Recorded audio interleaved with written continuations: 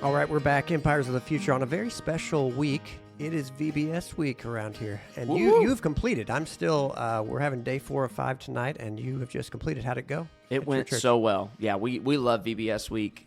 It's a very different, we do VBS a little bit differently than what I'm going to call the traditional VBS.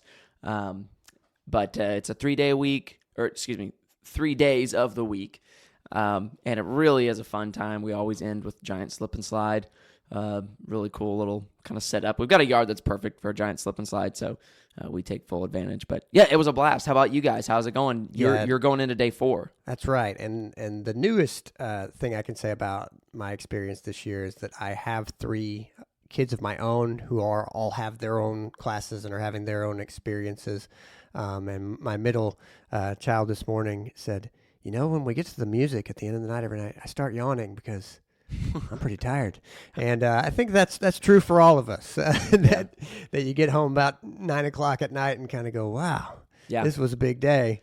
But it's been great. And what has been your role at VBS? Yes, so I'm playing music. We're part of the band, and so we play before the rallies, and then we play during the rallies, and so we have a great time doing that. But there's rec going on, there are crafts. My kids love making stuff out of crafts. There's snacks, and then they learn all the motions for the music, and so we've been having a really good time. Fantastic. It's one of my favorite weeks out of the year every year is Vacation Bible School. Well, that's great to hear, and I know that the children's ministry director loves hearing her volunteers say that also. There you go. Knowing that she's got them locked in for next year, too. That's exactly right. Because it is exhausting, and there's no denying that. But I agree with you. As much as it is sort of, it can wear you out, it can exhaust you, I always love it so much. I really do. So, great. I'm glad things are going well here for you and with the music and with all of that. What else have you been up to over the past 2 weeks? We're doing like a true Baptist summer, aren't we? Because we had last week the Southern Baptist Convention annual meeting, and what you would prefer to happen in some ideal world is that you go to do these busy things and then you rest, but we don't necessarily have that happen because that followed for both of us this week. Even though we're at different churches on Sunday mornings, is that both of us have Vacation Bible School this week. But it was an important meeting last week, so we wanted to get together and talk some about what happened, both because there were important things that were decided, but something that I think we should just expect is that there are misunderstandings going on about what was decided, and the church cannot afford to assume that the world will just understand when we say things, when we adopt resolutions, even though they are fairly comprehensive. Whenever I sit and listen to a resolution, I'm like, goodness, these are quite long. Yeah. But that doesn't mean that clarity is always attained or perceived from them. And so we wanted to talk about some of the things that came up. Both of us were there, you for longer than me. So in any controversial or difficult matter, I will totally defer to you today. Perfect. I'll resolve all of them. That's excellent. Just what I wanted you to say. So we're going to cover not all the things. Anybody who's ever been to an annual meeting, a lot of stuff happens. Yeah. And so we won't cover everything, but I think we will cover high points, especially try to cover some things that might not be clear, but just offer our perspective on what happened there. Yeah, that's exactly right. It is, I think, helpful maybe to our churches too, and I get the feeling that a lot of our listening audience are people who are connected with our church in some way, if not members of our churches. So it is helpful maybe for you guys to hear our perspective on it. And one of the things I'll say sort of starting off is that whenever some people think about what the annual meeting of the convention is, one way that it's described, and I think rightly so for a lot of reasons, is basically if you take your church business meeting and just expand it out to include 10,000 people, that's kind of what it's like. It's a Which church is what business you meeting. Wanted to do with your church business meeting. That's right. Haven't you all thought, if only this were just 10,000 times this big? That's kind of what it is. It's a church business meeting that lasts for 2 days and includes 10,000 people. Yeah. It's kind of what it is, which sounds so boring and sounds like a headache. And there are times of it that are sometimes a little boring, that are a bit of a headache. But overall, my experience, this was our first time as a church sending messengers to the convention. And that's in part because it was close enough that we were able to. But But my honest opinion of it and sort of looking back on it, even while I was there, I was so thankful to be there. Yeah.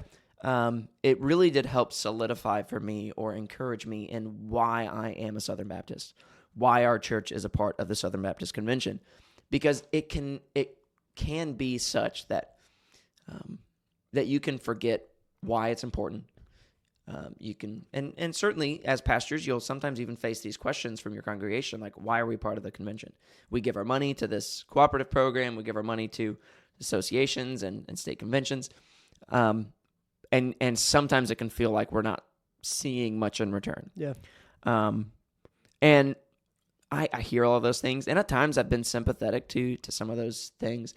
But to be there at the convention and to be with thousands of other brothers and sisters in Christ who are like-minded, who are committed to the doctrines expressed in the Baptist Faith and Message 2000, but who also are committed to sending missionaries out onto the mission field and things like that. It was really encouraging. Yeah. Throughout the whole thing, even through the boring bits. And even though, some weird people said some weird things at the microphones, it was still, even through all of that, a joy to be there, and I was encouraged by it. Which brings me to one, since you are right on the cusp of it, I will bring us to what I know is, for both of us, one of our favorite quotes from the annual meeting made by our now former president, Bart Barber, outgoing president. He said, the greatest thing about the SBC annual meeting is that anybody can speak from the floor. And the worst thing about the SBC annual meeting is that anybody can speak from the floor. And it's true. This is, the playing field is level. Yep. And so you will hear some things, frankly, that will be awkward, and you'll hear some things that will be very great and encouraging. But look, that's what people are like. Yeah, that's right. And all of us, it is a reflection of the fact that we are all small little things trying to make our own way. And so that's what you have there, is anybody does get to speak. And then you get to see, does this get anywhere as far as, is this a motion that people agree with? And so it moves beyond your own mind and your own mouth, and it moves to a lot of other people who have been sent there by their church, who then have an opportunity to say, yeah, we agree with that, or no, we don't really agree with that. Yep, that's right. That's right. So, and one other note then on what is the SBC annual meeting is that messengers are elected from churches. And so that's the name of, if you are an official attender, then you're called a messenger. That starts at 2 per church. And more can be added depending on how much is given to the cooperative program, because the cooperative program is the measure by which we cooperate. There are things that Southern Baptists agree are important. Things like missions, which you have mentioned, things like seminaries, and then a few other organizations. And that we as a group of people have decided these are important things that we want to regularly support, because you can't just operate by going, maybe year by year we'll stop doing everything that we used to do. It's like, no, there are certain things that we know are important. Right. And like among them being those things, funding missionaries and the like. And so the cooperative program was put together specifically to maintain and continue those important works.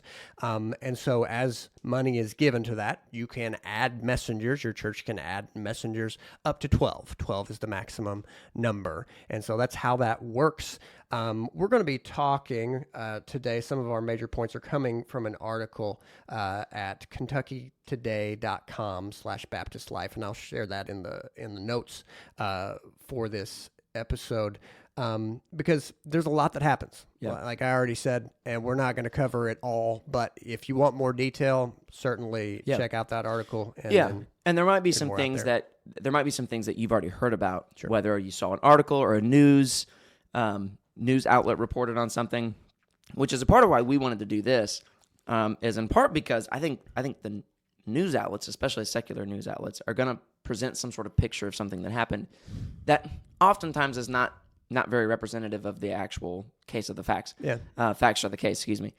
Because what happens in the annual meeting is, it's a business meeting governed by Robert's Rules of Orders, and things happen in a particular way that can be sometimes seem like something happened when it didn't, but oftentimes things get reported in that way, that if something comes to the floor or an amendment is made or a motion and it gets rejected, it sometimes can portray or give the impression that Well, that whole idea was now rejected whole cloth by the Southern Baptist Convention, which is oftentimes a misrepresentation. And I've seen a little bit of that going on in the news. And so hopefully one of the things we can do is bring some clarity and also our opinion in addition to the clarity to some of these things that happen. So this will be a helpful sort of what are some of the big things that happened?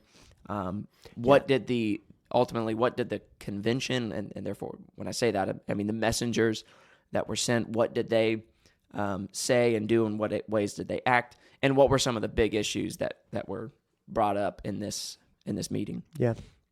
Let's go ahead and mention then that 83 missionaries were commissioned. That's one of the big reasons why we continue to organize. It's very difficult for individual churches to fund missionaries. It takes a lot to fully support someone who's on the mission field. And so this is one of the reasons why we joined together. And so 83 missionaries were commissioned to go to the nations and to preach the gospel. And that's a wonderful, powerful thing to see. So that's great.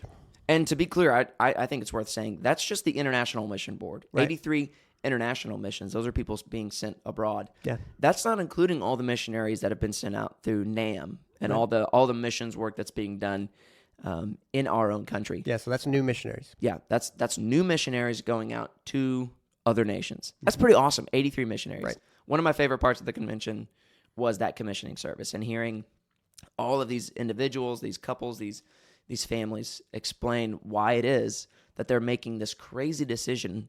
Many of them, and when I say many, I mean over 50, going into countries that are so dangerous for them to operate as Christians that we couldn't even see their faces. Some of them so dangerous, they wouldn't even let us hear their voices. Yeah. And in all of those cases, we just know them as pseudonyms. We don't even know their real names because it's too dangerous for their real names to be put out there.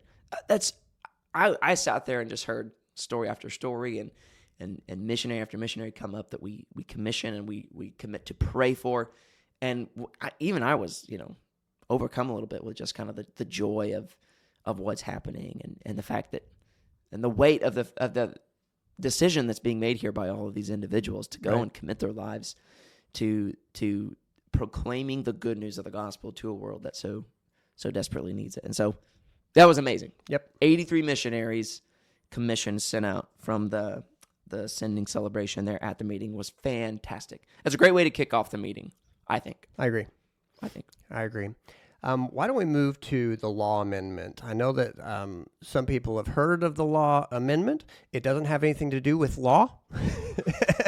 It is actually about what puts churches in friendly cooperation. One of the most misunderstood things about this annual meeting, and it just doesn't seem to me doesn't do much good to assume why misunderstandings happen. Sometimes they do. Yes, sometimes it can be because people want to misunderstand. Sometimes it can be because people willingly misunderstand, or sometimes it can be just because there's confusion. But in this regard, there is a lot of misunderstandings. What was the law amendment going to do, Denton? Yeah, so the law amendment was an amendment not to the Baptist Faith and Message, but to the Constitution for the Southern Baptist Convention. And it has to do with what a church needs to, what qualifications a church needs to meet in order to be in friendly cooperation with the convention. And so there's a set of rules. I think there's a total of 5 currently. The law amendment would have added in a 6th that says a part of what the church must do, in addition to the other 5, is that they are not to. Here, I'll read it directly real quick, just so that I don't get it wrong. But it has to do with ordaining women into the ministry. And let's see here. Let me get it pulled up. Oh, there it is. It says they are in friendly cooperation if they, quote, affirm, appoint, or employ only men as any kind of pastor or elder as qualified by Scripture. Yeah. So that was the law amendment that was proposed to be added to the Constitution regarding what is required for a church to be in friendly cooperation. And that amendment was actually presented, I believe, 2 years ago. No. It was presented last year and voted on, that amendment. But it requires a second vote, so it has to be voted on 2 years in a row at the annual meeting. So this was actually the second year that it was presented for a vote. It was presented last year. It passed with 2/3 majority, which is what's required. It needed another 2/3 majority this time to pass. And so a part of the confusion is this was not an amendment to the Baptist Faith and Message 2000. This actually doesn't have any effect on what Baptists proclaim and confess as their doctrine, as their beliefs. It simply has to do with what are the requirements that the Credentials Committee will look at to determine whether or not a church is in friendly cooperation, or whether they can be allowed into friendly cooperation. Really is when it's going to come more into play, is churches that are seeking to join in friendly cooperation with the Southern Baptist Convention. One of the things that they would look at then is that whether or not they have anyone on staff or at their church bearing the title of elder or pastor who is a woman, essentially. Yeah. So that's the law amendment. Does that sort of help clear it up as to what it is? I think it does. The law amendment was going to streamline the process by which the nominating committee, the Credentials Committee, could say, okay, this church is in friendly cooperation or this church isn't. It was going to streamline that process. Now, there was a church that was dealt with and considered at this meeting and asked, okay, is this church in friendly cooperation? So there is already a process to deal with this. The law amendment would have made it easier for the Credentials Committee to say, okay, we have been given more clarity by the messengers on this issue, so we can move more quickly on it. Right. The vote amounts to this. We cannot move more quickly on it. It's going to continue to be a slower process and one that requires more votes when the SBC annual meeting happens. Some headlines that came out that made it to national newspapers are things like in the BBC, Southern Baptists narrowly reject ban on women pastors. And that's not the only one. There are at least 4 different headlines similar to that Southern Baptists are kind of waffling on whether or not they think women should be pastors. That's not the case. Yeah. What is being considered is how much space is to be given and how much time do we want to spend as a group considering this and working on this and voting on this. And the vote amounts to, well, we're going to keep giving it time. We're going to keep bringing it before the annual meeting, as opposed to just streamlining the process and saying, if you have a woman on staff who is called pastor but is not the lead pastor, that's still going to have to be considered more in a meeting rather than just streamlining it, saying, okay, that's dealt with. That's already been accounted for. So that, for instance, let's talk for a moment then about FBC Alexandria, Virginia, because it's a great clarifying example of what's going on in regard to this. So this is a church that does not presently have a woman as a lead pastor, but has said, we are open to that. We don't think there's anything wrong with that. In fact, they've ordained since their start, or since they joined the SBC back in 1980, I think, they've ordained 3 women to the pastorate. And the Credentials Committee has spoken to them, interacted with them, and said, hey, we understand that you hold a different position than the Southern Baptist Convention on this. To which they wrote back and said, yes, we do hold a different position. If it seems right for us, we will go ahead and appoint a woman as our lead pastor. Mm-hmm. Which is why at this meeting, a leader of FBC Alexandria, Virginia, came and said, yes, we hold this position, but we don't think it should be a problem. And the messengers said, well, we don't agree with that position. And so this church was removed from friendly cooperation, which is what you should expect to continue to see happen because the law amendment did not pass. And so what kind of change happened? In fact, really what you can say is that not a lot of change happened in this regard because we will continue to handle matters in this way. Right. That's exactly right. So in case it wasn't made clear, the law amendment did not pass this second year of voting. It lost, and now it didn't lose even because it didn't get a majority. The numbers, it would have had to have 2/3, like you said, and there were 5,099 ballots, or 61.5% in favor of it. Yep. So it almost, 61%, 66% would have been 2/3. So it almost passed. But it did not pass, and so that's where we stand on that. Yeah, so it had a clear majority of support, but not a super majority or a 2/3 majority.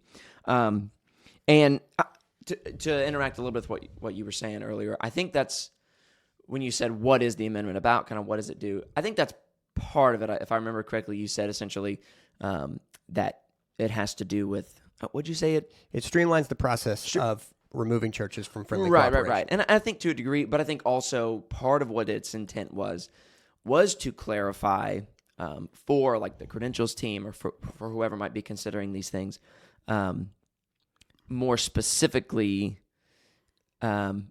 when a church is not in violation. In other words, the Baptist Faith and Message says, here, I'll read for you. It says that, talking about the church, its two scriptural offices are that of pastor, elder, overseer, and those are slashes in between those. So pastor /elder / overseer, that's one office, and deacon is the other. And it says, while both men and women are gifted for service in the church, the office of pastor /elder / overseer is limited to men as qualified by Scripture. And we actually talked about this last year after the convention, about this change. This change was made last year. And that was a whole other kind of conversation that we had. But it still does seem in this language, and this is what some people have argued, that this is a reference to lead pastor. It seems that, but I think the law amendment with its language extends it beyond just lead pastor and clearly says appoints or employs only men as any kind of pastor or elder as qualified by Scripture. And so I think a part of what the law amendment was intended to do was to clear up that issue and specify and say, no, we're not just talking about lead pastors. Any pastor or elder, whatever you call it, trying to remove essentially loopholes that people might see to say, well, this woman is not a lead pastor. She is just a worship pastor or just a women's pastor or just a children's pastor or whatever you want to say, associate pastor, pastor to the next generation. I don't know, whatever sort of title you want to give. They're saying all of it is the same. If you're considering this person a pastor as qualified by Scripture, then it is to be a man. Scripture only allows that. I think is what the law amendment was attempting to also do, was to specify and in at least in the minds of the creators of the law amendment and those who voted for it, I think clear up that loophole that some people see as being present there. Right. Which then runs you into how Baptists use titles, which is a whole complex discussion in and of itself. Which I don't know if we want to get all the way into. We can if you want. But really, I mean, what I think we should refer to that. We've discussed that at length in last year's episode. And that's the challenge. That really is where this becomes much more of a challenge is, yes, in terms of the New Testament, pastor, bishop, and overseer, elder is synonymous generally. And so we should use words as the Bible shows us what they mean and how they should operate. Where we are, though, is that because of historical reasons, because of just how Baptist churches came into existence across this country and other places in particular, what you have a lot of times is grassroots movement where you have a leader who then is called the pastor, and a lot of the New Testament explanations surrounding what a pastor ought to be is only applied to that leader. That's how we have formed. And now then we have other titles that have sprung up where in some churches, director could be a more proper title for someone. Right. But by no stretch of anybody's imagination are titles consistent across Baptist churches. Sure. And so then we run into all these issues about how titles are used. Yes. Yeah, and that's a problem. But my hope was just to give a little clarity as to what it is that people who were for and why they were for it. And there also needs to be some clarity given as to why some people might have been against it. Because I do think, and this is based on, if nothing else, the fact that 3 of the 6 presidential candidates that were there this year, 3 of them said they were opposed to it. 3 of them said they were in favor of it. But all 3 of them that said they were opposed to it made clear, I am not opposed to the doctrine it presents. Yep. I agree with it. I am complementarian in my understanding of the roles of men and women in the church and in the family. But they would say, one, this is what all three of them agreed, that the amendment is unnecessary. Case in point, see First Baptist Church Alexandria, who was just removed for having ordained women as pastors. The Baptist Faith and Message already makes clear the requirement that this is an office reserved for men and men only, as qualified by Scripture, which is helpful wording. So they would say, it's not that I disagree with or think that women should be allowed to be pastors, and that shouldn't affect the cooperation. Right. It was rather to say, I think that the law amendment is unnecessary, and that it could result in really a situation. This is what one of them was saying. I forget which one. Maybe Mike Cabone. Maybe he was one of the presidential candidates for the SBC. He said you can fall into a situation where, okay, are we going to have to? How specific do we need to be in this Constitution? Like, are we going to start having a bullet list of everything that your church has to do and not do in order to be in good standing? And that he's not wrong in that you could find yourself in that situation where, well, if the convention doesn't say you can't do it, then you can, or whatever. You know what I mean? Like if it doesn't specifically say. Yeah. And I think he was kind of saying it's better to and what a lot of these guys were saying, it's better to let the messengers and the convention handle this the way it's been handling it, I think with some faithfulness for some time, rather than try and impose other things onto the system that could maybe help bring some clarity right now, but could cause problems later. And I think it's important to say all of that, to say, no, I don't think hardly anyone, a very small percentage, was in opposition to this amendment because they wanted women ordained as pastors.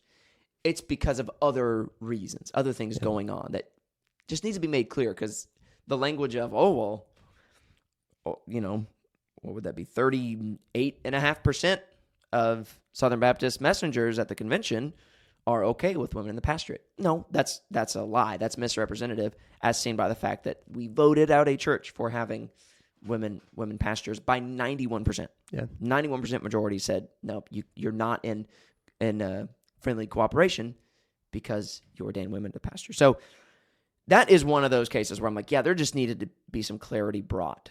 This is not the Southern Baptist Convention making a decision on whether or not women can or can't be ordained as pastors. Right. They've made that decision long ago. Yeah. All the way back as early as 2000 and earlier. But the Baptist Faith and Message 2000, the last time it was officially updated, it's clearly in there. And anyway. Right.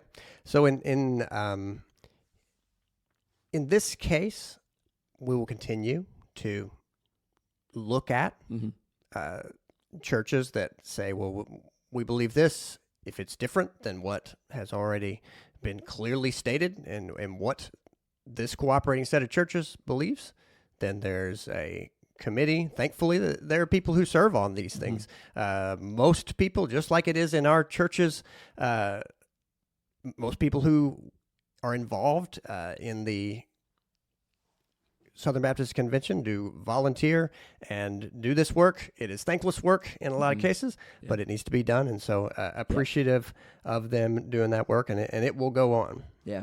So that's one of the big things that happened was the law amendment. I think going into it, especially as a messenger, I think that's one of the things that almost everyone, all the messengers there were most sort of had on their radar, that and the presidential election. But I think more than anything, the law amendment. But one of the issues that came up, and it came up in the way of a resolution put forward by the Resolutions Committee, and to go ahead and give it a little help as to what a resolution is. What is a resolution of the Southern Baptist Convention, if you were to put it into words? So a resolution is a carefully worded statement directed towards any of the watching world or listening world who wants to know about what we believe. Usually speaking to a contemporary issue. Yep. We look at the Bible, we ask, what does the Bible teach? And then we say, okay, sometimes we have to go, okay, but with wisdom, then what do we say about issues? And so that's what you have in a resolution. They're often longer than you might think. Oh, yeah. You when you think of a statement, you often are thinking of the kind of statement that you make, which is usually like a 12 to 15 word sentence. No, these are quite a bit longer than that. Yeah. No emojis. Yeah. Right. So that because this is going on, because this is going on, because of this, therefore resolved, and then just it's a carefully worded statement of where we stand on a particular matter. Yep. And written in the kind of language that you don't see or hear often, whereas this, whereas this is, and then be it resolved, and be it further resolved. It's I don't know, I think it's kind of fun language. But anyway, one of the resolutions that was put forward by the Resolutions Committee was a resolution on in vitro fertilization and reproductive technologies. And I was sort of surprised at how much attention that has garnered in the secular world. Not only the secular world, but even among Christians, the conversations that it's kind of like brought up. And I think it's also one of those occasions where I've seen some things, some statements people have made, some of the headlines that are coming out that also aren't representative of what the resolution actually stated. And I'm going to give a little bit of my opinion on the resolution. I think it's worth a read. If you haven't read it, you can easily read it. Go to sbc.net, and you can find the resolutions. I have that right here, and I'll share that in the show notes as well, because it is one. These are all understandable, and so if you're interested in this, please read it. It's important. Yep. To give somewhat of a summary, or at least my opinion of it, the resolution is pretty firmly rooted in an understanding of life beginning at fertilization, and that an embryo is a human life, that a human life is a human life, whatever stage of development he or she is in. And therefore, because an embryo, being on this side of fertilization, is a person, is a human being, that it is deserving of honor and dignity, and all the rights and respect that are due to any human being. It's the right of life, right? And these technologies, and it's no secret, this isn't something that's made up, it's easily documented, that in vitro fertilization, a lot of what happens in this process is that multiple eggs are fertilized, tons sometimes, with the intention of only implanting certain ones, or sometimes even being selective about which ones, and implanting into or fertilizing and then implanting into a uterus. And then the rest, whatever's not implanted, is ultimately destined for destruction. It might be frozen for some time, but then ultimately is going to be discarded and thrown away. So the statement, basically, the resolution, was to say, hey, that's not good.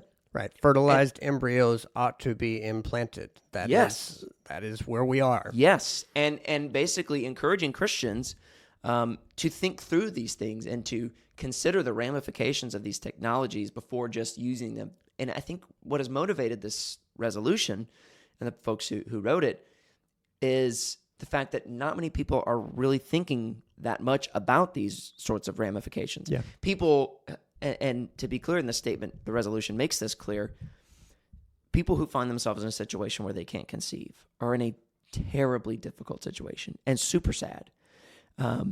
And the resolution makes that evident, that our hearts go out to those who are struggling with infertility and want to give birth. And nothing that is said in the resolution, or that was said at the convention, or that we want to say here should take anything away from that. We recognize that is a terrible, terrible, and difficult thing. But before people, even if they find themselves in these situations, just jump into, well, a technology is available that will help me conceive a baby, just do it. You need to know and consider all of the ramifications of that, and what really is happening in the way these technologies are being used.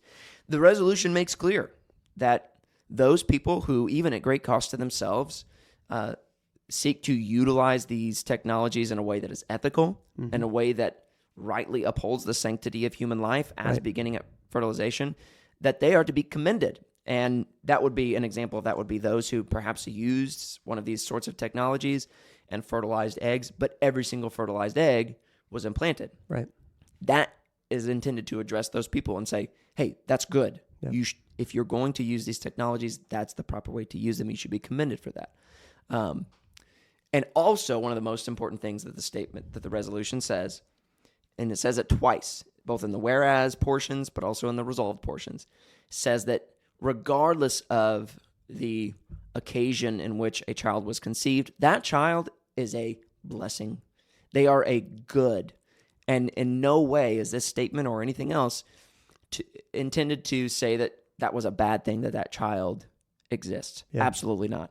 If someone has a child by in vitro fertilization, we as Southern Baptists are not here on this side of the event saying, look at that terrible thing.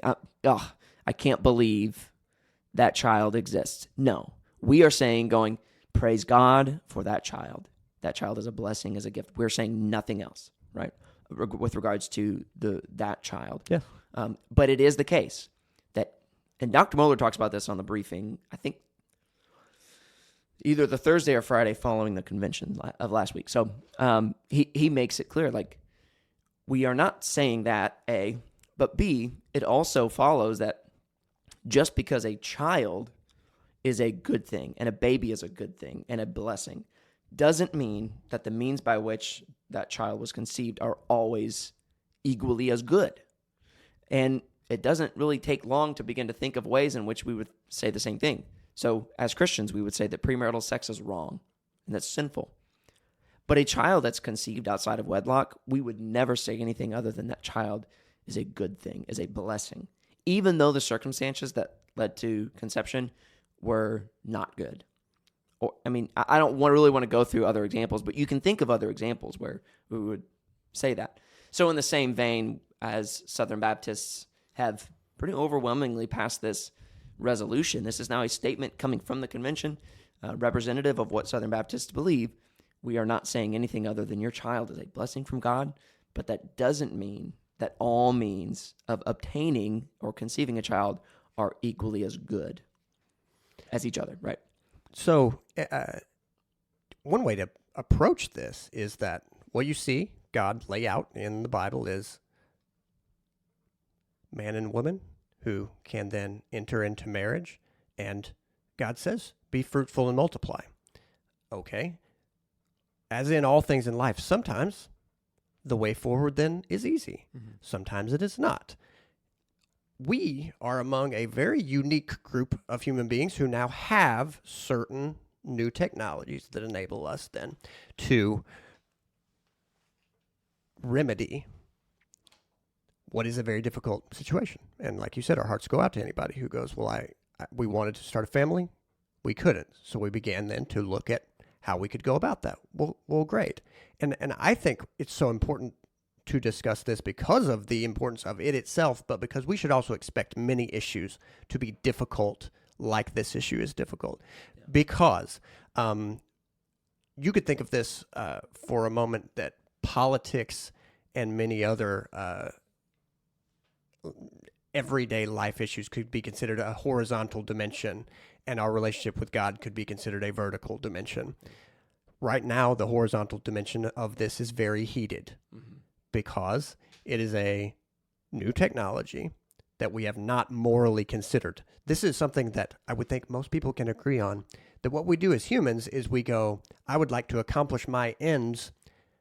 Yes, then we maybe think, do I want God to be involved in this at all? And what does God think about this? We often, as humans, go, I would like to just accomplish my purposes, and I really don't want God to get involved. That is what in our sinful selves we often do. And so every day we have many decisions that we go, okay, will I live under the lordship of Christ in this regard, or will I try to do it my own way? And that is what fallen human life is like. So in this new realm, it should not surprise anyone that we are at the beginning stages of going, where is God on this? But what we have to do as faithful Christians is go, where is God on this? That vertical dimension has to be considered. Is that difficult? Yes, because the horizontal dimension is very heated right now. It is heated because, among other reasons, we in the last couple of years have seen Roe v. Wade overturned, and so abortion is not the law of the land, to the surprise of many. But then, in this situation, where you start talking about in vitro fertilization, there are people who went, well, I thought everybody was for it in all its forms.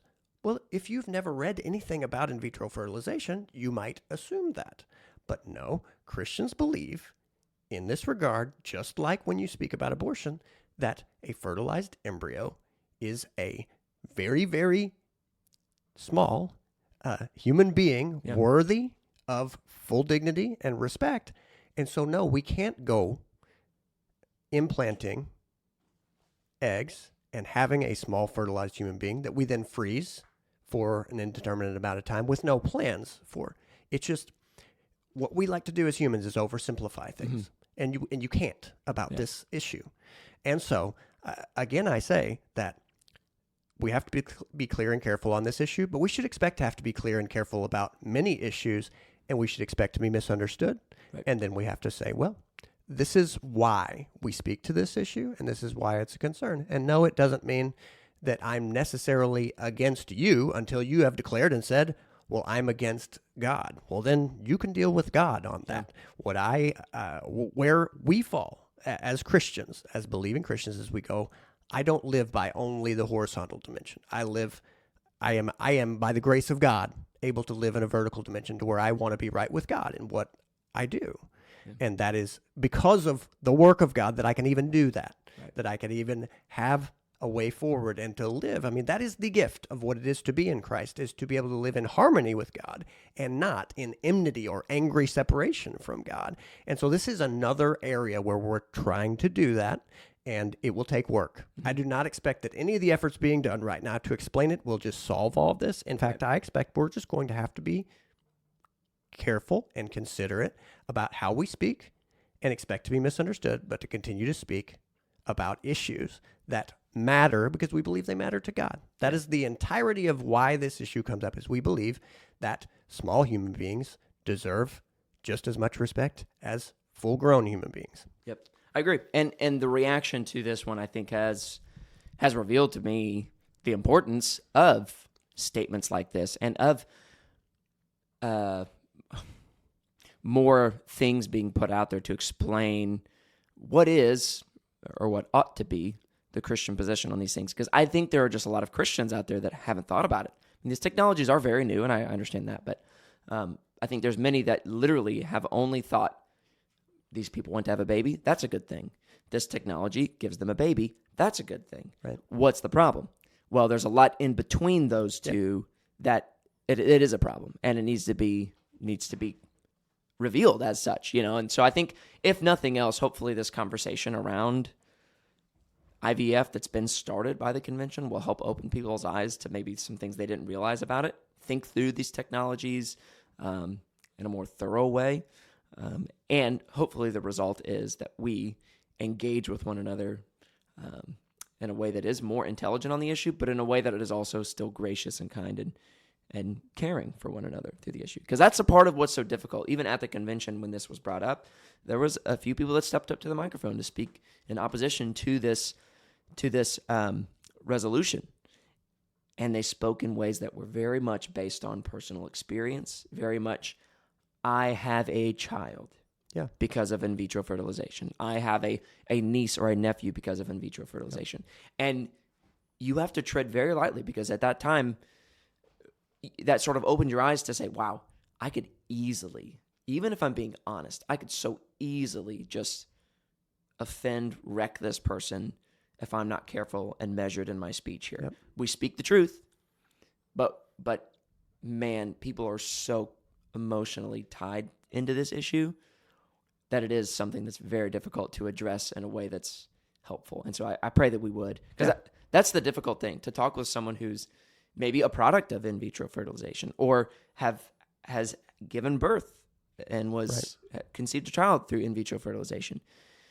We have to hammer hard on what I've already said, that child, as a result, that results from whatever means that results from in vitro fertilization, is a good thing, and they're a blessing and should never be thought of otherwise. But that does not mean that the means that got there are as good as the God-ordained means that we see in the creation order. So, right. So I would like to close this by saying, so in my opinion, okay, can Christians faithfully use in vitro fertilization? Yes. Fertilized embryos ought to be implanted. So you have to do the work to go, okay, if I am to engage in this, will the fertilized embryos be implanted? Yes, you need to go and find the answer to that question. If the answer to that question is yes, then go forward. Yeah. I didn't mean to interrupt you. I would say maybe. Because a part of the difficulty that I have is how much, even though I'm willing to engage with these technologies and these companies, I mean, people are making money off this, right? Sure. It's not just that these are just technologies in the ether that I take advantage of and no one else is involved in the process. There are people that are financially gaining from these technologies. Sure. And as with anything as a Christian that I'm participating in, I have to also be asking the question, am I feeding into a system that is up to bad things? And so that's not me saying that a Christian can't, but I would say, yep, maybe. In my situation, when I think through this, if I were to find myself seeking these technologies, the only way I would ever consider it is if it was through a company, through an organization that even if they did gain financially, they were committed to the ethical treatment of embryos as persons. In other words, if you're going to use this company, this organization, they will only work with you if you are going to seek to implant every embryo that is created. In my mind, that's the only way a Christian who, or not just a Christian, a person who is committed to the sanctity of human life, beginning at fertilization, that's the only way that you could engage with these ethically. So it's a tough thing. And really what we're doing here is starting a conversation, by no means ending it. So good. Let's start another conversation. A part of why these meetings are important is because the important stuff can end up there. And so we have one last big one to talk about for this meeting.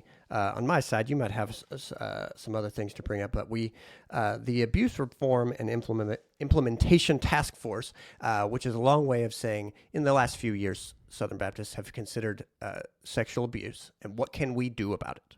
Yeah. How can we do better at protecting vulnerable people from sexual abuse? And so this was also a major topic at this year's annual meeting.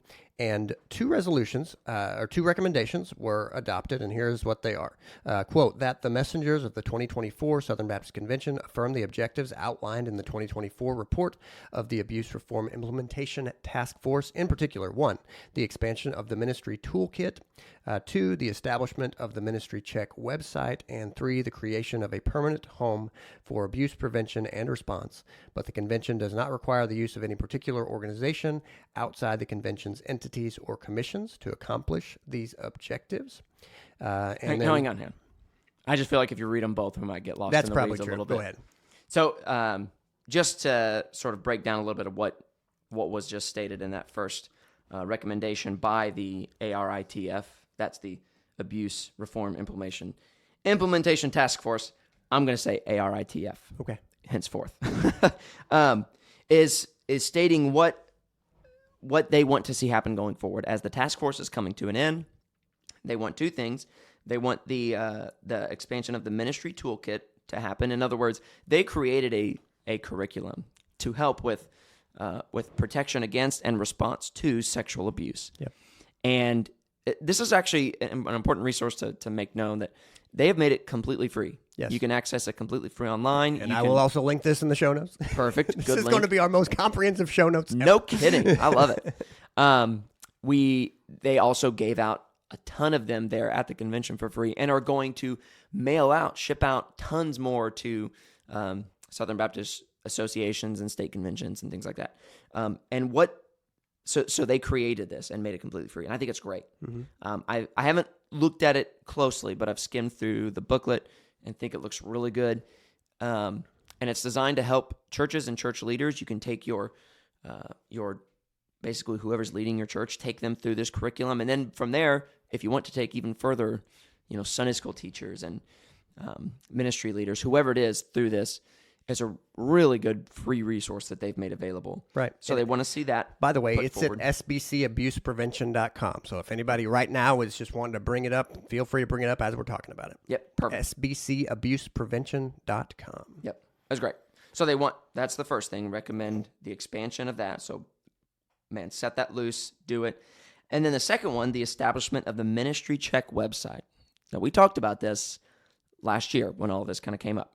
Well, it didn't come up then, but was it 2 years ago? How long have we been doing this? Yeah, so this has been in discussions. Yeah. Various parts of this. It's hard to keep track of what exactly has come up when, but yes, so this has been a point of discussion. Who could be on a Ministry Check website? Because right now we have, so for instance, like child predators are on there are websites dedicated. Real quick, explain what the website is before you talk about it. Or what the database that was proposed is. I haven't explained it yet. Oh, okay. You're talking about the SBC, so you go ahead. Oh, yes. With the Ministry Check website. Isn't that what that is? Right, so I'm talking about state level, that the state funds yes, okay. websites that if there are child predators living in your neighborhood, that they have to be registered, right? Yes. Sex offender registry. So you can look up sex offender registries. So there has been that. This has been about establishing a Ministry Check website, which is another thing. Which essentially is a database that if there was a few things that were proposed.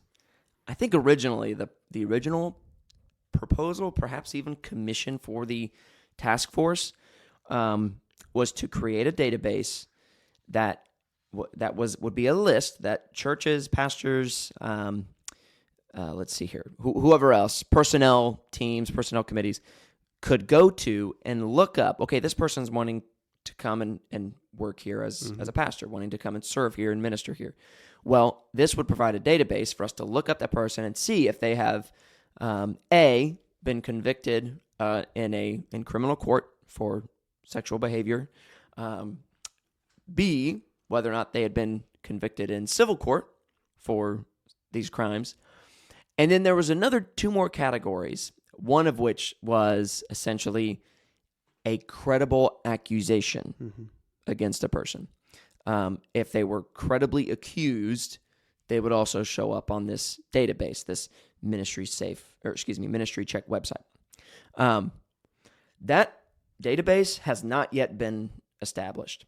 And what ultimately they have basically gotten ready to go, but they haven't been able to pull the trigger yet on, is a database that includes those first two categories. So everyone who's been convicted in a criminal court or convicted in civil court of these crimes, they would show up on this database. And they have that just about ready to go. But for some reason, there were insurance issues. And if you were at the convention, you'll know that there was a lot of confusion around what has held up the formation and implementation of this database. It's not clear. I mean, it still is not. But it's what it is designed to do, and what they're hoping is that it will be implemented in order to give churches just one more means to check into people before they hire them, to say, have you been at another church where this has happened? And if so, we're not going to hire you. Yeah. So that's number 2. They're wanting that to be implemented. We can talk about it more in a second. And then 3, the creation of a permanent home for the abuse prevention and response. In other words, the task force is ending, but the goals of the task force should continue. Yeah. And so there needs to be a committee or something ongoing that is still moving forward these things and pushing for abuse prevention and response, which I think is good. So 1 and 2, I'm like absolutely behind. Love the curriculum. Want it out there. Want every church to have it and have multiple copies to it. Yep. The third one, I want this to be an ongoing thing. I don't want abuse prevention and reform to stop as the task force stops. Right. I want that to keep going and be included in the agenda of some committee. It's that second one that's difficult. And you explained a little bit of why, and here's my opinion. I think churches should be able to know if there's issues with certain people. But I think it is a very dangerous thing to go beyond what is already available through a background check. If you run a background check on someone, and you should, if someone's coming to serve at your church in a ministerial capacity as a pastor, you should run a background check on that person. That's my opinion. Your thoughts? Agreed? Yeah. Oh, yes. Disagree? Yeah, Agreed. absolutely. Okay. Absolutely. Especially if they're going to be working with children. But I would say if you're giving them an authority position in the church, have background checks done. There's that. What would show up on a background check are the very things that this database would also have in it. So you're really not getting anything above what a background check wouldn't already show. In fact, you're getting less than what a background check is going to show. That's why certain people wanted the ability to add on here also those who've been credibly accused, to add some layer. So maybe they were at a church. We want to prevent them from hopping from church to church to church and being let go but never actually convicted, but then going and praying on somewhere else. And I get that impulse and that desire. But the idea that you could, based on merely an accusation, could essentially put someone on a Baptist version of a sex offender list seems wildly not okay to me. Right. And dangerous. What are your thoughts? So it can't be done.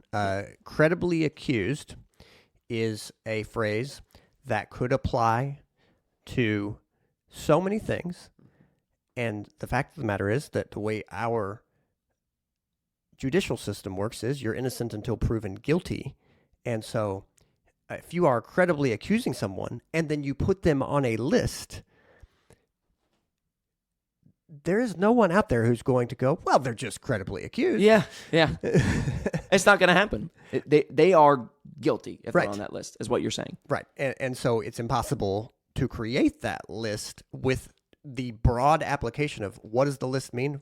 What it's going to mean is hire them at your own risk, and you open yourself up to penalties. Right. But then if you put them on that list, you open yourself up to litigation from them. Oh, yeah. Because, again, if our judicial system is innocent until proven guilty, well, then you cannot put someone on a blacklist unless they're proven guilty. Right. You can't do it. That's called defamation. Right. And so cut and dry. So it's one of those things that in the idea you might go, well, surely there's a way we can do that. And it's just like a lot of people spent actually millions of dollars researching the answer to that question is, and the answer is, there's no way to do it. Yeah. We want to protect people, but in a broken world, evil is something you can't predict. Yeah. And yes, we would love to predict it. Oh, yeah. But the way our system works is, if someone has committed a crime, then they need to be caught and they need to be convicted, and then we can then spread the word about what they have done. But otherwise, you are innocent until proven guilty. And in our very complicated moment right now, where some people can be accused for good reasons and some people can be accused for not so good reasons. Sure. It's just not as simple as, we'll just put everybody on a list. Yeah. That it can't work. Right. I agree. And we can go ahead and move on to the second recommendation now. And then I want to say maybe one or two last things about this, but why don't you read it for us? So the second recommendation is, given that way we ended the last one, was that the convention does not require the use of any particular organization outside the convention's entities to accomplish these objectives. Who's going to accomplish it? Okay, the second, quote, that the messengers of the 2024 Southern Baptist Convention urge the Executive Committee to work earnestly to complete the implementation of these objectives by recommending a structure adequate to support these objectives, by recommending the allocation of funds sufficient for the effective accomplishment of them, and to report back to the messengers of the 2025 SBC annual meeting on actions taken in response, end quote. Yep. And so, to anyone who goes, well, how will we watch out for people in our churches? We will do the background checks, like you have already talked about. We will not only check references, we will check former churches. This is the due diligence that everyone hearing this should expect out of those who work to bring people on in their church. Yep. So if you have a pastor search committee, if you have a personnel committee, these are the exact kinds of things that they have to be expected to do. That is the job of these committees. Yep. And so they have to be faithful. Their job is very important in asking the hard questions about every candidate that they are looking for, or they're looking at for a position in the church. You have to do your background work. You have to ask questions. You have to find out what you can find out. Yep. It's just necessary, and that's how this works. And I have been on the inside of these kinds of things, and I have also interviewed, right? And so I can tell you that candidates who interview, I have neither I nor any of my friends who are in ministry have any problem with someone asking for a background check on them. Right. You need to be open. Right. With every one of us has been an imperfect employee, okay? Sure. Yeah. And you can say that, and you can you can speak the truth in love and say, "Oh no, I'm not the best thing since sliced bread." Okay, you're not getting a perfect employee, so you should not be ashamed that they would call people where you have served with in the past. That's fine. Yeah. And so a part of the way this whole thing works is, yes, they'll call your references, but they will also call anyone that they can get a hold of where you have in the past worked, including, look, some of us will go, well, I'm coming out of a secular job into the ministry. Well, you can tell a lot by how you worked in the world. And so all that is fine. So the means that are in existence are that we have websites, and we are gaining more in terms of, okay, how do we make it as convenient as possible for people to check the background, the criminal background of the people who might apply and be involved in working at their church. So we do want to make that as convenient as possible. We will never make it so convenient that it doesn't take work to look into it. And so that's a part of this that is just fundamental to say that you're just always going to have to do the work. And so in cases where you go, well, I want to know more, well, then you go ahead and keep on working, trying to find out more. I have been in situations where what you find out, the more you find out, the more glowing it gets. And I've been in situations where the more you find out about this person, the more you go, oh, I don't think this is going to be a good fit. I don't think this is the person we're looking for. Right. So it can be done. It just takes work. And again, folks, I know that those phone numbers might not be on their resume, but you can find out where this person has worked. You can call those phone numbers, even though they weren't listed on the resume, and you can have these conversations. And you should. Right. You should not expect that you're going to just find someone who's never done anything wrong. Okay? That's also not what you should expect. But if you then find out a pattern that you go, ooh, that's not going to work. That's not good for us. Right. Well, then you don't move forward with hiring. That's how this whole process works. Yeah. And you come to realize that is a part of protecting your church and your most vulnerable from sexual abuse. And that's one of the things that they reiterated, that the ARITF and the speaker for them, I'm trying to think of what his name was, who the chair was. It's not going to come to me. But he said the power to stop sexual abuse in churches does not lie with a committee, does not lie with any curriculum that we come up with, does not lie with a database. It lies with the local churches. Yeah. Now, we know in a fallen world, as much as we wish it could be completely and utterly eradicated, we will always deal with these sinful issues because we're dealing with sinful people. Yeah. But you're exactly right. And you actually said one of the things I was going to make sure was said is that is where it comes down to. You've got to be making these calls. You've got to call the places this guy worked last. Because one of the problems was people were going from church to church to church. Sure. And getting jobs, and there was apparently no communication between that church and the new church. And I have heard that some churches will say, well, obviously this previous church isn't going to like him. He left there. It's like, listen, no, people leave for lots of reasons. Oh, yeah. And sometimes, folks, sometimes it is as simple as it was a bad fit. Personalities of this person did not fit with personalities at that church, and sometimes that happens. Yeah. So don't assume that if you call, they're just going to tell you, oh, this guy's terrible. Yep. No, you can find out more information. Yep. That gives you some questions to ask. That's right. And it also, the kind of, to approach it from the other side, if you are a pastor of a church, do not ever, if there has been an issue involving sexual sin or sexual abuse, or the threat of sexual sin or sexual abuse with a staff member or pastor that then is either let go or leaves, and you get that call saying, hey, I'm calling about so-and-so, he's seeking a pastoral position at our church, you also have to be honest. You have to avoid what some people do and say, well, this is a brother in Christ. Well, he was reconciled or all of these things. You have to let all of that go and say, for the sake of the safety the people at whatever church it is, I'm going to be honest with you and say, I'm going to give you the answers. Here's what happened. Those are also not fun conversations. And you can feel guilty as though you are somehow sandbagging someone. But if that someone is presenting themselves in your situation and in your church, whatever, as a potential threat, then you have to make that known. You have to be honest.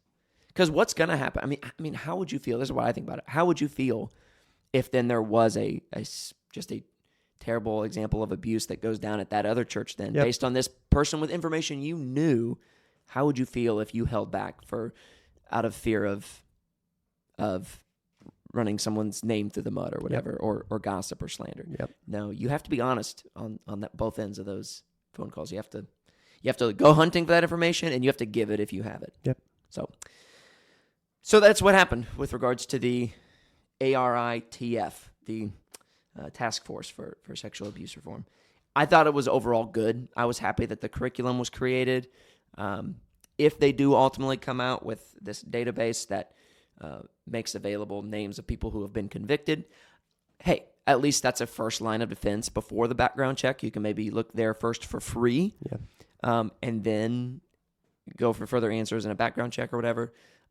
So I do think it could potentially still be somewhat useful, but never to the point that it includes those who have not been convicted. That's just right.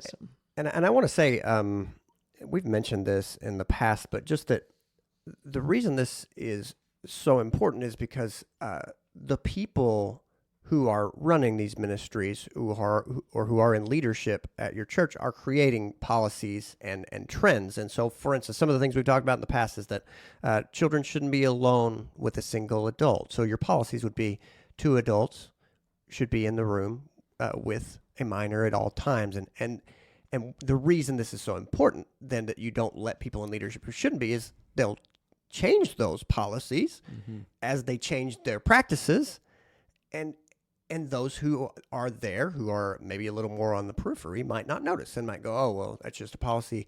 No, that's why you have to be careful about who's in leadership. And so as much as I know some people are super interested in things like policies, and sometimes people go, well, why does this matter? Well, this all matters because there are ways to protect people. We know them, but you're never going to protect people if you put irresponsible people in charge. That's right. And you're not going to protect people if you put people in charge who are not to be trusted. Right. And so that's how this all sorts itself out. Yep, that's right. Well, that really was, I think, those things that we've covered so far have been some of the biggest issues. I think there were a few others that came up that were worthwhile, at least in maybe mentioning. There was, I'll mention one, and I would love to hear your opinion on this. This was actually put forward by a couple people, motioned a couple times, that there be some form of remote or online voting for the convention. This was proposed from the floor by at least 2 people, I think maybe 3 or 4, that given the way technology has advanced, given the desire for a fuller participation by churches and messengers, that the convention look into and consider coming up with some way for messengers, churches to participate online. So that when it is in, where's it going to be next year? Texas? I think it's going to be in Texas, off the top of my head. Dallas maybe. When it is down in Texas or in Anaheim or whatever, people who live 12, 14, 30 hours away can still participate and not have to either fly or drive out there, because that is tough. It's expensive to get a flight. That's a lot of a commitment to drive out, long ways, long distances. But this would allow people to participate without having to make long travels out there. What are your thoughts? Is this the first you're hearing about it? I think you mentioned it to me the other day. And that is probably the first I heard about it then. My answer is no, and I'll tell you why. Okay. Because, one, I don't know of a single church that does online voting for like a business meeting or for anything else, because of all the concerns that you would have, which is, one, how can we be sure that this is really them on the other end? to what are we committing to in enabling this sort of thing, and then it's so unpredictable then that would we be committing to doing whatever came of it? Yeah. And it's so untested. The way to me that this should work. If we think this was a good idea, we would be trying it in our churches. And I frankly don't know of a single church that is trying it. No. And so I see no reason to do it at a large scale if it's not even been tested at a small scale. Yeah. What do you say? I think the reason for it would be, well, everyone in your church lives in your neighborhood, but everyone in the convention lives across the country, even beyond country borders. Right. But I actually agree with you in that I don't think it's a good idea. And I think the reasons are plentiful. One of which being, I do think it completely changes the dynamic of the convention itself. When I say the convention, I don't just mean the annual meeting. I mean the convention as a whole. Right. I think it basically results in the annual meeting becoming almost obsolete or insignificant, in that how many people are going to not come who would have otherwise if you just have it like that. I do think there's just and it's difficult and it's hard to accept. And this is coming from someone who is a bivocational pastor, right? Sure. Who I can't afford either the time off from my other secular work or plane ticket to go out to California when the meeting's in California. I just can't. Yeah. Right? But even still, the fact that it is a commitment, it takes dedication, it takes effort to get to the convention. It does go to show the commitment that Southern Baptists have to what we're doing. Yeah. Are you committed to this? Is it important? And if so, it's important enough to come and to be there if possible. Yeah. And I get it. Like I said, as someone who isn't able to go to them when they're really far away from me. But even still, you're going now to the opposite end of the spectrum, where then you have a situation where every church can fill all of their messenger spots easily. Like we require nothing of you except give up a little bit of time on this afternoon, that afternoon to cast these votes, these ballots, and that's it. I think I understand the heart of where it's coming from, but it goes way too far in the opposite direction of complete ease and convenience. Yes, and this is deep waters just to throw out, but we are still in what I would call an era of an unverified internet, where you are just whoever's on there, whoever comments on your social media, that might be that person, that might be their kid who got on there when they weren't looking, or someone else entirely. And we think of that as normal because this is the internet we've all been exposed to. But when you move to things like, okay, so this is going to be actionable, you're talking about a whole different situation. Right. And so I don't think we're anywhere near this. I mean, do I want this for even sort of like state elections or no, I don't. The internet is not that trustworthy to me yet. And what I know is that it is too easy to be sort of like a couch warrior, right? Mm-hmm. I love to fight about things when it costs me nothing and I don't even have to see other people's faces. I know that's a sinful tendency in us, in all of us, and I do not want to empower that tendency at all, because in some senses, this ability to speak to issues fully exists already. It's not like the couch warriors aren't already on Twitter, Facebook, Instagram, Snapchat, whatever you want to say, TikTok, comments on YouTube. I mean, like, there are means by which people already speak to issues. Is it a lot of noise? Oh, yes. We don't need more noise. Yeah. So I agree. I think the other reason that I would say, and I think it does matter, is that there is something more to the convention, the annual meeting of the convention, than just the votes that are being cast. I think there's also something to say for coming together. Yes. I saw many people that I don't get to see regularly. Getting to see brothers and sisters from across the country, getting to see the missionaries being sent out, getting to go to the breakout sessions, getting to worship together. I had a lot of fun on the road trip with our different folks from our church. We got in the first Southern van and drove up there and had a good time. Ate a Cracker Barrel together on the way home. I'll tell you. Can't beat it. There you go. Can't beat it. So anyway, I'm with you. But that was put forward, and I think it was referred to one of the committees. So we will probably see some decision on that next year.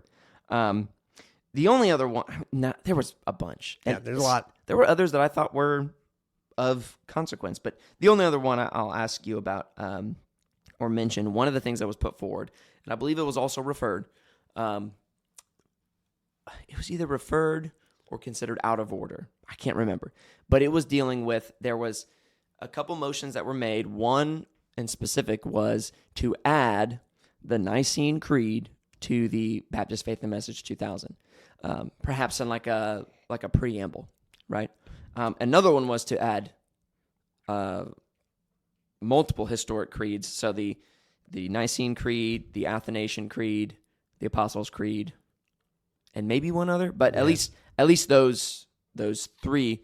And one of them I think was ruled out of order. The only reason I really thought of this much was because a guy from our church texted me while we were at the meeting and said, "Did we just vote down or deny as a convention the Nicene Creed?" Because that was some headline he heard from another denomination. Yeah, saying, "Well, unbelievable!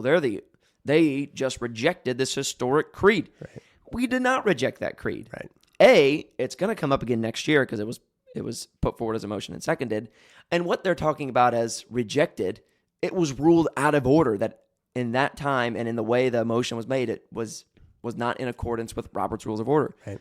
But it was put forward as like, "Oh no, we don't believe in the Nicene Creed." No, that never happened. Mm-hmm. But it does raise a question. What are your thoughts about that? Adding the Nicene Creed or multiple historic creeds, maybe in some sort of preamble, or including them in what we as Baptists believe? Yeah, I would summarize my thoughts by saying in the abundance of documents is not wisdom, that keeping it simple is wise in this case. I think the Nicene Creed, and it's one of those situations where it's like, I humbly would like to propose the Nicene Creed is very well put together. Yeah, there was a lot of work by a lot of people a lot smarter than me that put that together, and I am thankful for it. But at the same time, what is the purpose of the Baptist Faith and Message? It is to say, here is a simple summary of what we believe the Bible teaches on important issues to our day. Can we gather around this and say, yeah, that's a simple summary that we should all be able to get on board with? Yes. Things like the Holy Spirit convicts all of the world of their sins and that they ought to come to know Christ. They ought to turn to him rather than trusting in themselves. Like, all right, yes, I'm on board with that. Amen. And that's what you'll see if you look at the Baptist Faith and Message. Well, isn't the Nicene Creed also good? Yeah, it's a good document. But what we have done is we have gone, okay, this Baptist Faith and Message. It is, and if you look at both of them, folks, you'll find that there's a lot in common between both of them. And so then what I'm saying is, well, then let's not do this whole thing start to finish and then say, now let's do it again, start to finish. Well, because that document was written to address the concerns of its day by people who were concerned about the people in their day.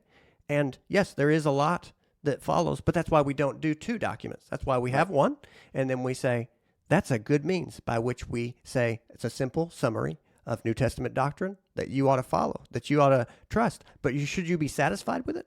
Oh, no, you should go and learn way more than that. Oh, yeah. But that's a great start. And the purpose of it is then to say, oh, so if somebody's outside the bounds of this, then I should be concerned for their soul and know that I'm probably not in agreement with them. Yeah, that's what that's for. Mm-hmm. Now then, any of us who have walked with Christ will find that there are a lot more detailed issues.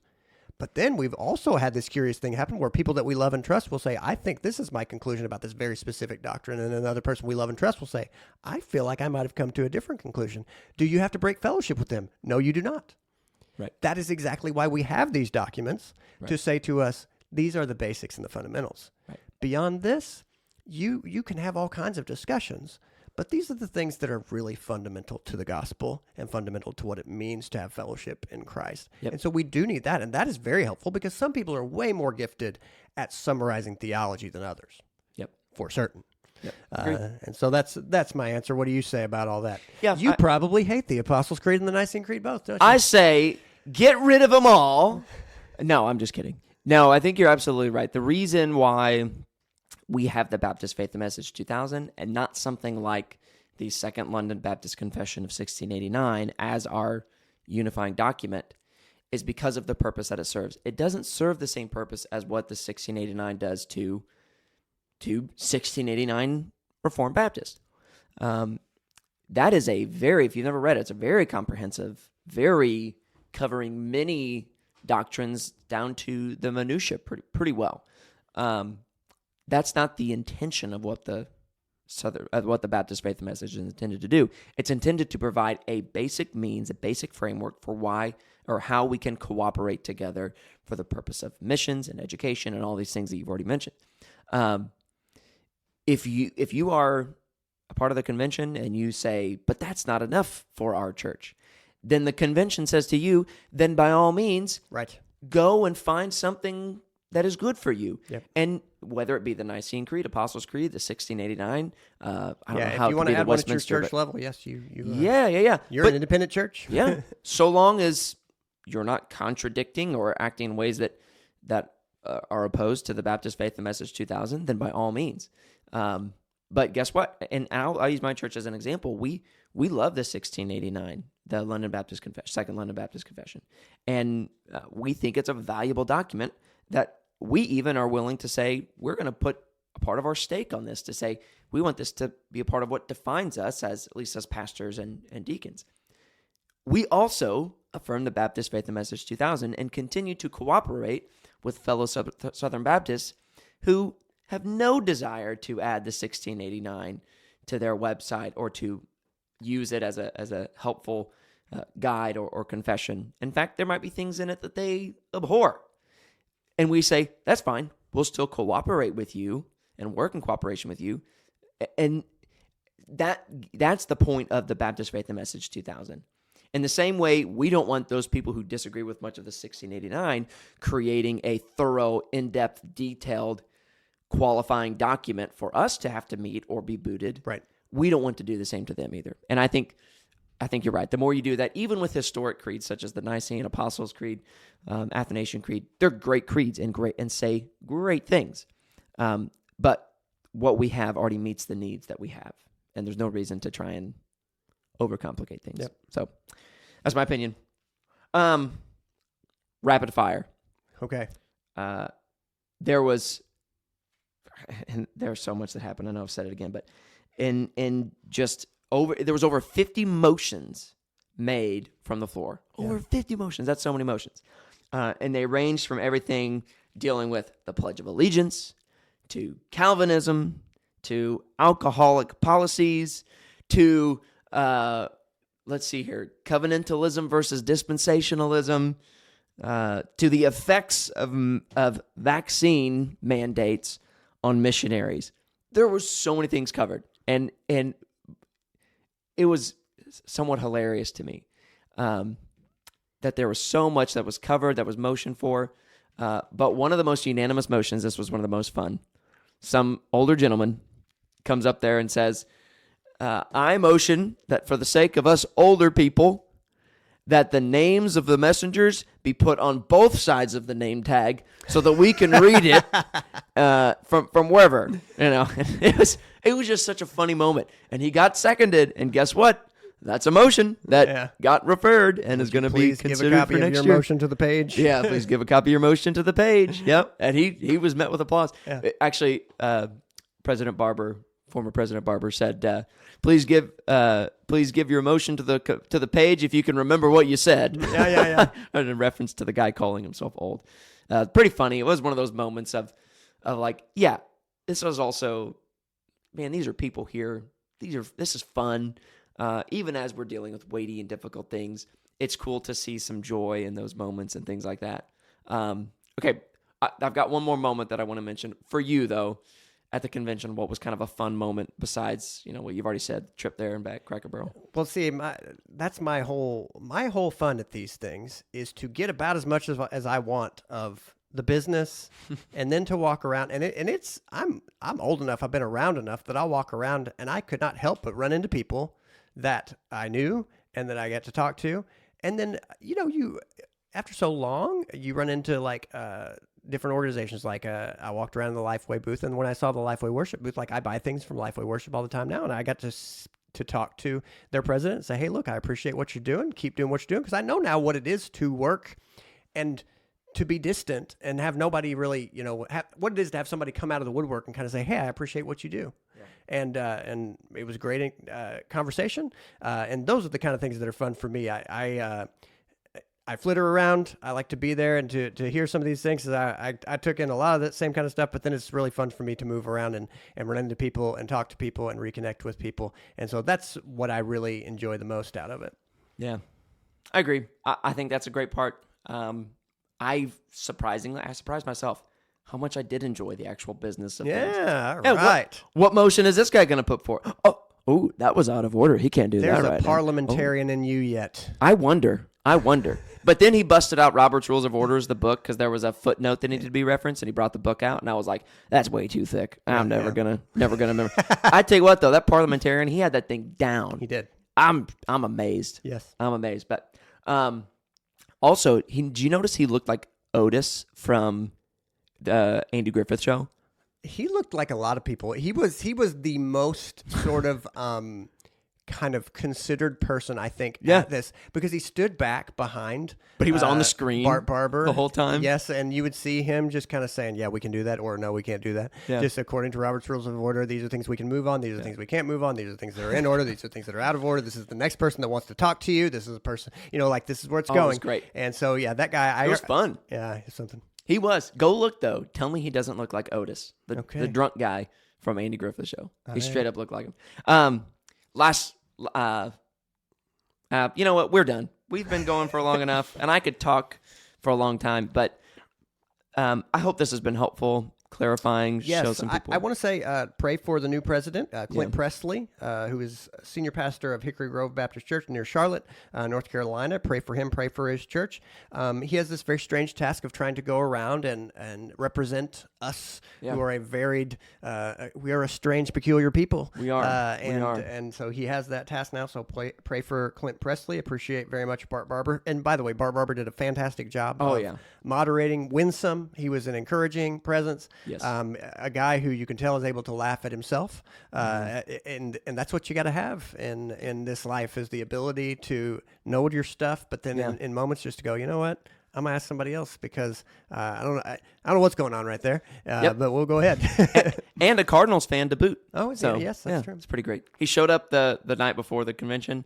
He came to the they had a panel of the presidential candidates, and he showed up there, and they invited all former presidents up on stage to pray over them, and he didn't know that was going to happen. He showed up in a Cardinals jersey. Nice. He went up there on stage to pray. It's pretty great. Yeah, I agree. Bart Barber was amazing, and I was so encouraged by him and his presence, and even though I never even met him, I felt kind of a fondness for him and all of that. But also pray for the 83 missionaries that were commissioned at the meeting. Pray for them as they go into many of them very difficult and dangerous places. I want to pray for them as well. So. All right, let's leave it there. This has been Empires of the Future. And we'll see you in the future.